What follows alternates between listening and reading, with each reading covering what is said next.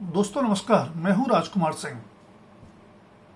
आखिरकार विनेश फोगाट और बजरंग पूनिया राजनीतिक अखाड़े में आ ही गए। कांग्रेस का हाथ तो पिछले साल जंतर मंतर पर अनशन और प्रदर्शन के समय से ही पहलवानों के साथ था। अब उसे भी हरियाणा विधानसभा चुनाव से ठीक पहले पहलवानों का साथ मिल गया है। भारतीय कुश्ती संघ के तत्कालीन अध्यक्ष एवं बीजेपी सांसद ब्रजभूषण शरण सिंह के विरुद्ध शोषण के आरोप लगाते हुए दिल्ली में जंतर मंतर पर अनशन प्रदर्शन करने वाली महिला पहलवानों में अग्रणी विनेश फोगाट और उनका खुलकर साथ देने वाले बजरंग पूनिया 6 सितंबर को औपचारिक रूप से कांग्रेस में शामिल हो गए। उम्मीद के मुताबिक कांग्रेस अध्यक्ष मल्लिकार्जुन खड़गे से मुलाकात कर कांग्रेस में शामिल होने का ऐलान करते हुए विनेश और पूनिया दोनों ने ही बीजेपी पर कड़े प्रहार किए और कांग्रेस की तारीफ की। ये दोनों ही अंतर्राष्ट्रीय ख्याति प्राप्त पहलवान हरियाणा के मूल निवासी हैं और अब इन दोनों के ही कांग्रेस के टिकट पर हरियाणा विधानसभा चुनाव लड़ने की संभावना है। इनके लिए संभावित विधानसभा सीटों की चर्चा भी शुरू हो गई है। विनेश फोगाट के लिए दादरी या जुलाना सीट से चुनाव लड़ने की चर्चा है, जबकि बजरंग पूनिया की नज़र बादली या बहादुरगढ़ सीट पर बताई जाती है। राजनीति में खिलाड़ियों का आना नई बात नहीं है, लेकिन जंतर मंतर पर अनशन और प्रदर्शन के बाद से कई बड़े पहलवानों और केंद्र एवं राज्य हरियाणा में सत्तारूढ़ बीजेपी के बीच संबंध लगातार तल्ख होते गए हैं। महिला पहलवानों के शोषण के गंभीर आरोप लगाते हुए ब्रजभूषण शरण सिंह के विरुद्ध कार्रवाई की मांग को लेकर जंतर मंतर पर अनशन प्रदर्शन करने वाले पहलवानों पर बीजेपी से जुड़े नेताओं कार्यकर्ताओं ने कांग्रेस, खासकर हरियाणा के पूर्व मुख्यमंत्री भूपेंद्र सिंह हुड्डा के सांसद बेटे दीपेंद्र सिंह हुड्डा की कुश्ती संघ की राजनीति में मोहरा बनने का आरोप लगाया था। ब्रजभूषण शरण सिंह समेत भाजपा से जुड़े कुछ लोगों ने उन्हें चुका हुआ भी करार दिया, जो युवा पहलवानों के भविष्य से खिलवाड़ कर रहे हैं। दिल्ली पुलिस द्वारा महिला खिलाड़ियों को अनशन स्थल से जबरन हटाए और खींचे जाने की हर ओर आलोचना हुई थी। नौबत साक्षी मलिक द्वारा संन्यास और कई पहलवानों द्वारा मेडल वापसी तक पहुंच गई थी। इसके बावजूद सुप्रीम कोर्ट के दखल से दर्ज एफआईआर में निर्णायक कार्रवाई का देश को लगभग 1.5 साल बाद भी इंतजार है। यह तो तथ्य है कि बीजेपी के अलावा कमोबेश सभी राजनीतिक दलों के नेता महिला पहलवानों से अपना समर्थन जताने जंतर मंतर गए थे। कांग्रेस महासचिव प्रियंका गांधी भी तब काफी सक्रिय देखी गई थी। निश्चय ही खुद को कुश्ती संघ की राजनीति या कांग्रेस से जोड़े जाने पर तब इन पहलवानों ने कड़ी आपत्ति जताते हुए मूल मुद्दे को भटकाने का आरोप लगाया था। लेकिन पेरिस ओलंपिक से राजनीतिक आरोप प्रत्यारोप का वह खेल फिर शुरू हो गया।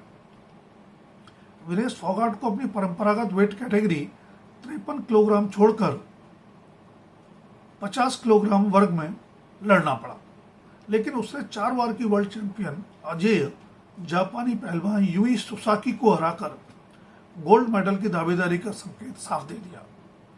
लेकिन जिस दिन उसे फाइनल में लड़ना था, उसे ओवरवेट के चलते अयोग्य घोषित कर सिल्वर या ब्रॉन्ज मेडल की दावेदारी से भी वंचित कर दिया गया। इस अप्रत्याशित घटनाक्रम से देश ही नहीं पूरी दुनिया अचंभित रह गई।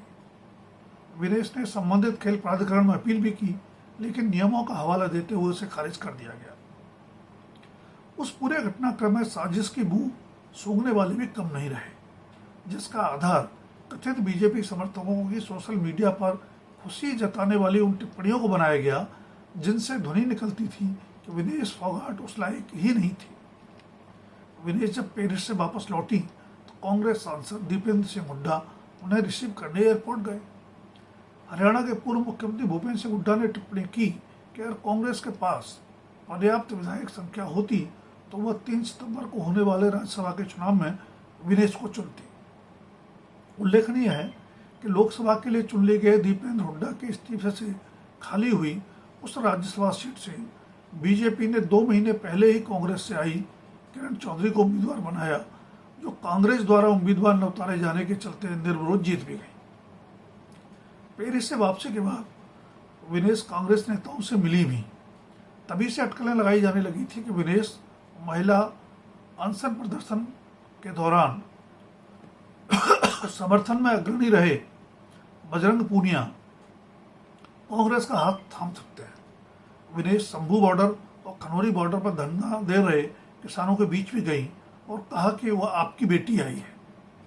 4 सितंबर को वे कांग्रेस के पूर्व अध्यक्ष एवं लोकसभा में नेता प्रतिपक्ष राहुल गांधी से मिले तो तय मान लिया गया कि अब चुनावी राजनीति में कूदना तय है।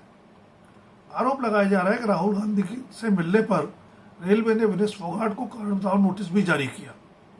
ध्यान रहे कि विनेश और पूनिया दोनों ही खेल कोटे से रेलवे में अधिकारी हैं, जिससे कांग्रेस में शामिल होने से पहले उन्होंने इस्तीफा दे दिया है। कांग्रेस में शामिल होने पर विनेश फोगाट ने कहा कि वह उस दल में शामिल हो रही हैं जो महिला सुरक्षा के मुद्दे पर खुलकर सामने आया और उसे संसद तक उठाने को प्रतिबद्ध है। उन्होंने यह भी कहा कि बीजेपी के अलावा सभी दलों ने अनशन प्रदर्शन के दौरान महिला पहलवानों का साथ दिया, जबकि बीजेपी आरोपी और महिला पहलवानों का विरोध करने वालों के साथ खड़ी नजर आई। विनेश फोगाट और बजरंग पूनिया दोनों ही हरियाणा के ताकतवर जाट समुदाय से हैं, जिसमें बीजेपी से नाराजगी बताई जाती है। चुनाव लड़ने के अलावा कांग्रेस विनेश और बजरंग पूनिया का स्टार प्रचारक के रूप में भी उपयोग करना चाहेगी। वैसे चर्चित दंगल फिल्म जिन पर बनी वह महावीर फोगाट विनेश के ताऊ हैं, जिनकी अंतर्राष्ट्रीय पहलवान रही बेटी बबीता फोगाट बीजेपी से पिछला विधानसभा चुनाव दादरी से लड़कर हार चुकी है। एक और अंतर्राष्ट्रीय पहलवान योगेश्वर दत्त भी पिछली बार बीजेपी के टिकट पर बड़ौदा से विधानसभा चुनाव लड़कर हार चुके हैं। विनेश और पूनिया के कांग्रेसी बन जाने के बाद बीजेपी क्या रणनीति बनाएगी, ये देखना होगा। दोस्तों, अगर वीडियो पसंद आए तो लाइक, शेयर और सब्सक्राइब अवश्य करें। धन्यवाद। अभी के लिए इतना ही। जल्द फिर मिलेंगे किसी नए विषय के साथ।